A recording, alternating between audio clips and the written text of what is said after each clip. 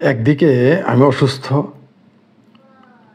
তারপর বিভিন্ন কারণে মন খারাপ, তার উপর একটা দৃশ্য দেখে আমার হৃদয়টা একেবারে ভেঙে খান খান হয়ে গেছে।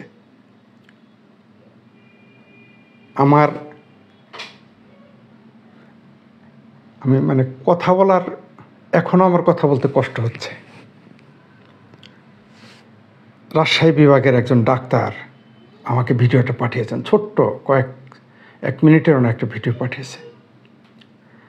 আমি যেহেতু নাম সঙ্গত কারণে বলি না, যারা আমাকে ইনবক্স করেন, সে ডাক্তার, আমি বৃহত্তর রাজশাহী বিভাগের একজন ডাক্তার পাঠিয়েছেন। আমি কালকেই পাঠিয়েছেন সম্ভবত, আমি অনেক পরে দেখলাম, আজকে একটু আগে দেখলাম। দেখে আমার চোখের পানি আমি রাখতে পারিনি।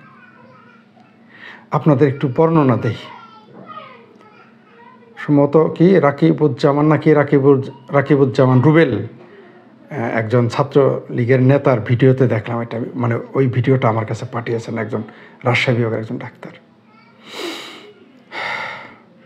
সেখানে দেখলাম যে কুকুর যেমন বিস্কুট খায়, আমরা ঢিলিয়ে দিই, আমি অন্তত কুকুরকেও খাবার দিতে ভালোবাসা রাখি, মায়া মমতা রাখি। আপনারা এটা বুঝতে পারছেন।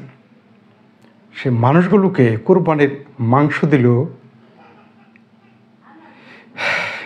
ঢিলিয়ে ঢিলিয়ে। তারা বিল্ডিংয়ের ছাদে থেকে কিছু দরিদ্র মানুষ এইভাবে ব্যাগ ধরে আছে, আর সেখানে উপর থেকে ঢিলিয়ে ঢিলিয়ে দিচ্ছে কোরবানির মাংস ঢিলিয়ে ঢিলিয়ে দিচ্ছে। এই দৃশ্য দেখে আমি সহ্য করতে পারতেছি না। আমার আজকে অনেকগুলো ভিডিও বানানোর কথা ছিল, আমি তো সাধারণত প্রস্তুতি নিয়ে রাখি না, রিহার্সেলও করি না। আমি একটু পরেই আর অভিজ্ঞতা থেকে সরাসরি একটা ফুটনোট রেখেছিলাম এই ভিডিও করব। কিন্তু এই দৃশ্যটা দেখার পরে আমার এখন প্রচণ্ড ক্ষুধা লাগছে, খেতে যাবো, আমি খেতে যেতে পারতেছি না। ছাদে থেকে এইভাবে ঢিল দিয়ে দিয়ে কোরবানির মাংস দিচ্ছে তাদের ব্যাগে 4-5 তলার উপর থেকে। এই দৃশ্য আমাদের দেখতে হলো। কিন্তু কোরবানির যেভাবেই হোক, পৌরাণিক কাহিনী হোক, ধর্মীয় কাহিনী হোক, কোরবানির অর্থটা কী? আমি আমাদের সুবোধ কুমার সাহা স্যারকে জিজ্ঞেস করেছিলাম যে কোরবানির স্যার বাংলা কী? কারণ আমাদের স্যার বাংলার খাতা দেখতেন, এসেছি। বুঝতে পারছেন তো তার বাংলাতেও কেমন দখল। কিন্তু আমাদের ইংরেজি ক্লাস নিতেন, ইংরেজিরও খাতা তিনি দেখতেন। স্যারকে একবার আমি জিজ্ঞেস করছিলাম, তখন আমি কলেজের ছাত্র, কারণ স্কুলে পড়ার সময় স্যারদের সামনে যাওয়ার সাহস পাইনি, ভয় পেতাম।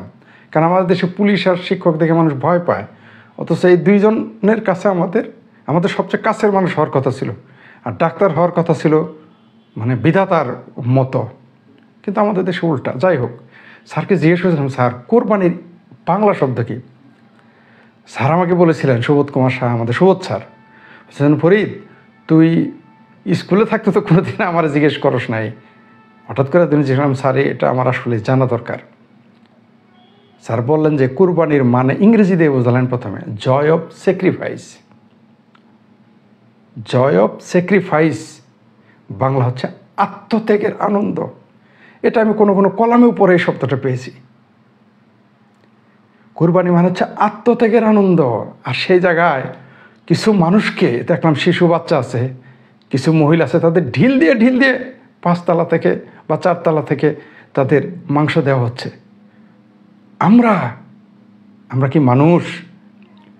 কোরবানি হচ্ছে জয় অফ স্যাক্রিফাইস, আত্মত্যাগের আনন্দ। সেখানে আমরা বড় লোকই দেখাচ্ছি। কেন তাদেরকে নিচে নেমে এসে মাংসটা দেওয়া যেত না? না হয় নাই দিতেন, এই দৃশ্য আমাদের দেখতে হতো না।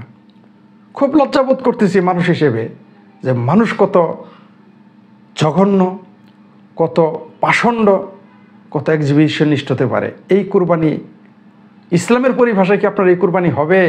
যারা এই যে কুকুরের মতো মানুষগুলোকে, যারা গোস্ত নিতে আসছে গরিব মানুষগুলো, আপনারা তাকে কুকুরের মতো তার সাথে আচরণ করলেন, তাকে ঢিলে ঢিলে মাংস দিলেন। এটা কি হলো? আপনারা রাকিবুজ্জামান রুবেলের ভিডিওতে গিয়ে পাবেন। আমাকে একজন ডাক্তার পাঠিয়েছে রাজশাহী অঞ্চলে, আমি দেখলাম, আমি কথা বলতে পারতেছি না, খুব কষ্ট হচ্ছে। এর আগে দেখলাম আপনার চাচা ভাতিজা ফ্রিজে মাংস রাখা নিয়ে খুনোখুনি করে ফেলেছে। আরেক কোথায় যেন দেখলাম, নিউজ টিভি চ্যানেলে দেখলাম, আরেকজন ইমাম সাহেব তার সভাপতির কোরবানি দিতে দেরি করছে, তার গরুটা জবাই করতে দেরি করছে, তার চাকরি নাই, তাকে মেরেছে। এবং সাংবাদিকেরা তাকে এটা জিজ্ঞেস করতে গেলে সাংবাদিকদের ক্যামেরা ভেঙে ফেলছে, তাদের গায়ে হাত তুলেছে। এরা নাকি কোরবানি দাতা। এটাই ধর্মের শিক্ষা, এটাই মানবতার শিক্ষা। আবার মাংসর ভাগাভাগি নিয়ে কোন জায়গায় দেখলাম মারামারি করে 13-14 জন আহত। এটা কি কোরবানির শিক্ষা হতে পারে? হতে পারে না। এটা কোরবানির শিক্ষা না। কোরবানির, আমি আবারও বলি, সে ছোটোবেলা কলেজের লাইফে শুনেছি, স্যারের কাছে শিখেছিলাম যে জয় অফ স্যাক্রিফাইস, আত্মত্যাগের আনন্দ, ত্যাগ করার আনন্দ হচ্ছে কোরবানি। ইসলামের পরিভাষায় আমি যেটুকু বুঝি, ফতোয়া বিভিন্ন মৌলবী বিভিন্ন রকম দেয়, আমি যা জানি তাই বলতেছি। 3 ভাগের 1 ভাগ গরিবকে আপনাকে দিতেই হবে, বাধ্যতামূলক। ইসলামের শরীয়তের মতো আপনার বাধ্যতামূলক 3 ভাগের 1 ভাগ আপনাকে গরিবকে দিতেই হবে। ইভেন আপনার আত্মীয়কে 1 ভাগ দিতেই হবে, আপনি বাধ্য। আপনার অংশটা আপনি খাবেন না, না ফেলে দিবেন না দিয়ে দিবেন, সেটা আপনার ব্যক্তিগত ব্যাপার। কিন্তু আপনার আত্মীয়র অংশ এবং প্রতিবেশীকে দিতে হবে, দরিদ্র মানুষকে দিতে হবে। আত্মীয়র কথা বলা হয়েছে, আমরা সেগুলো নিজেরা খাই। আরে ভাই, মাংস খাবেন, আপনারা কিনে নিয়ে খান, প্রতিদিনই খান, সব না করছে কে? কোরবানি, তাহলে একটু কোরবানি বলেন না, আপনারা বলেন এটা আপনারা মাংস খাচ্ছেন। আবার কেউ কেউ কোরবানির বিরোধিতা করে বলতেছে এটা আর কি পশু অধিকারের কেউ কেউ কথা বলতেছেন। ভাই, এখনও খাদ্যের বিকল্প তৈরি হয় নাই, তাই মানুষ বেঁচে থাকার জন্যে সবই খাবে মানুষ। খাদ্যের বিকল্প যখন তৈরি হবে তখন আপনার বলতে হবে না, মানুষ তখন ওই ভাতও খাবে না, মাছও খাবে না, মাংসও খাবে না, ডিমও খাবে না। আপনার যে যারা সবজিবাদী, হ্যাঁ, আমি বহু সবজিবাদীকে কিন্তু চিনি, আপনার নিজেরা সবজিবাদী, কিন্তু ঘরে গিয়ে কী খান আমি জানি। তো ওই সবজিবাদী যারা আছেন, মানুষ সবজিও খাবে না, আপনি নিশ্চিত থাকেন, মানুষ খাবেই না। আজকে যারা খাদ্য নিয়ে মারামারি করেন, দুর্ভিক্ষ সৃষ্টি করেন, আবার খাদ্য কোনটা খাবে কোনটা খাওয়া যাবে না এনে খুনোখুনি করেন, আইন করেন, এগুলো কিছুই থাকবে না একদিন। যাই হোক, যা বলছিলাম, ওদিকে যাচ্ছি না, মনটা খুব খারাপ। একটা মানুষ কিভাবে কুকুরের মতো আচরণ করতে পারে মানুষের সাথে? আমি মনে করি ওই যে চাচা ভাতিজা এই মাংস ফ্রিজে রাখা নিয়ে খুনোখুনি হয়ে গেছে, কোরবানির মাংস, চিন্তা করে দেখেন, চাচা ভাতিজা খুনোখুনি করে ফেলেছে। তার চেয়েও মর্মান্তিক হচ্ছে যাদের আপনারা ঢিলিয়ে 5 তলা থেকে 4 তলা থেকে ঢিল মেরে দরিদ্র মানুষগুলোকে মাংস দিয়েছেন, তা আবার কোরবানির মাংস। এটা শুধু আপনি তাদের অপমান করেন নাই, আপনি পুরো দেশটাকে, বাংলাদেশটাকে আপনি অপমান করেছেন। আপনি মুসলমানকে অপমান করেছেন, আপনি আপনার ধর্মকে অপমান করেছেন, ইসলামকে অপমান করেছেন, মানুষ হিসেবে আপনি মানুষকে অপমান করেছেন। সর্বশেষ আপনি নিজেই অপমানিত হয়েছেন আরেকজন মানুষকে অপমান করতে গিয়ে। ঠিক এ ধরনের কোরবানিদাতাদের এদেরকে সামাজিকভাবে বয়কট করা উচিত।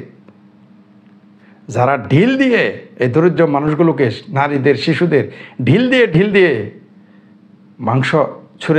মাংস দিলেন কোরবানির, সামাজিকভাবে তাদের বয়কট করা উচিত। এই সমস্ত অসভ্য, ইতর, পাষণ্ড, অমানবিক মানুষগুলোকে বয়কট করা উচিত। কিসের ধর্ম এদের? কিসের ধর্ম? এই সমস্ত লোক আবার বেহেশতে যাবে? আর বেহেশতে থাকলেও তো এরা পাবে না। এই ধরনের মানুষগুলো বেহেশতে যদি থেকেও থাকে, এরা কোনোদিন বেহেশতে যেতে পারে না। আপনি মানুষকে কুকুরের মতো ঢেল দিয়ে, আপনি এইভাবে ঢিল দিয়ে মাংস দিবেন, আর সেই কুরবানি আল্লাহ কবুল করবে, আর আপনি চালায় বেহেশতে যাবেন। এত সস্তা না। বেহেশতে থাকলেও আপনার মতো লোকেরা অন্তত বেহেশতে যাবে না, যেতে পারে না। আর ওই বেহেশতে যদি আপনি ভুলে ওই বেহেশতে যান, তাহলে বোঝা যাবে স্রষ্টার মধ্যে গলতি আছে। সুতরাং স্রষ্টা তো গলত হতে পারে না, আল্লাহ তো গলত হইতে পারে না ইসলামের পরিভাষা। তাহলে গলতটা আপনি বেহেশতে যেতে পারবেন না, যতই কোরবানি দেন, নামাজ পড়েন, হজ করেন।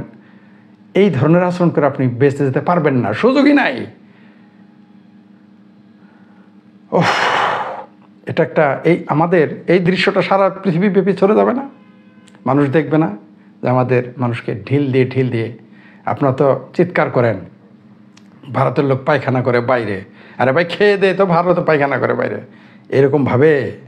এরকমভাবে যদি ভারতে এটা দিত, আমি নিশ্চিত পৃথিবীর অন্য কোনো দেশে এইভাবে ঢিল দিয়ে মাংস দিলে সেই লোককে সামাজিকভাবে বয়কট করা হতো, প্রকাশ্য তাকে ক্ষমা চাইতে বাধ্য করা হতো, এমনকি আইনের আশ্রয় নেওয়া হতো। কিন্তু বাংলাদেশ এটা কিছুই হবে না। এখানে